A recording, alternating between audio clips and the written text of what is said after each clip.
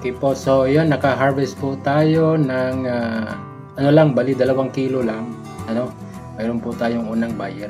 So kung may magtatanong po at kung paano po natin ginawa yung pong DIY, no, indigenous materials, recyclable na mga materials po ginamit po natin. Wag po nating itapon yung mga sirang ref natin. Pwede po natin mapakinabangan yan. Pwede po nating i-recycle. Ano? So ginawa ko, kung mayroon pong ganon tub, no, ng sirang ref, pag meron po siyang butas, ang gagawin po natin, bibili na lang po tayo ng trapal, no? Trapal na yung mabibili lang natin sa hardware. Yan, no? So eksaktong sukat, ganon. So pwede na siya, pero mayroon pong ibang tab na walang butas, kagaya po nung ginamit ko, walang butas, ano. Then kung wala man tayong eksaktong net para doon, kagaya sa nakikita nyo sa akin, pwede din tayong bumili ng net, no, yung chicken net o kaya yung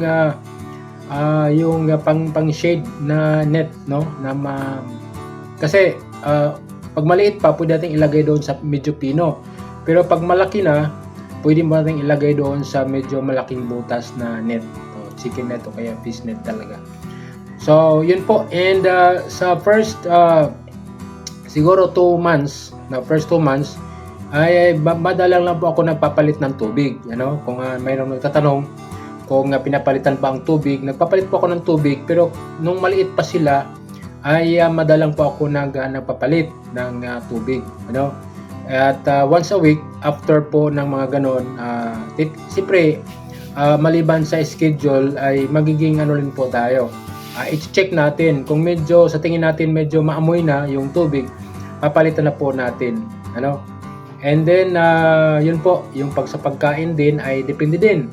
Kung sa tingin niyo ay nag-aagawan pa sila, ibig sabihin ay gutom na gutom pa, ano. Then unti-unti lang ang paglagay, wag bigla, kasi kung bigla din, sayang din yon, ano. Hindi po kakain ng medyo bahaw, yan.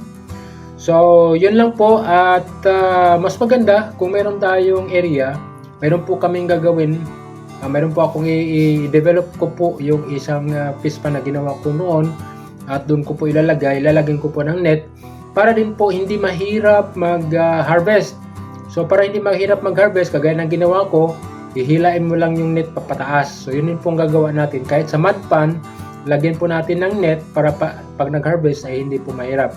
Kasi yung hito po, kapag ilagay natin sa mud talaga siya, walang sapin, ay nasisira po yung pilapil kasi nasiksik sila sa ilalim, ano. So yun po, kahit tilapia siguro kaya hito, ay pwede natin lagyan ng net para pag nag-harvest tayo, hindi po tayo mahirapan. Yan. So yun po ang konting kalaman.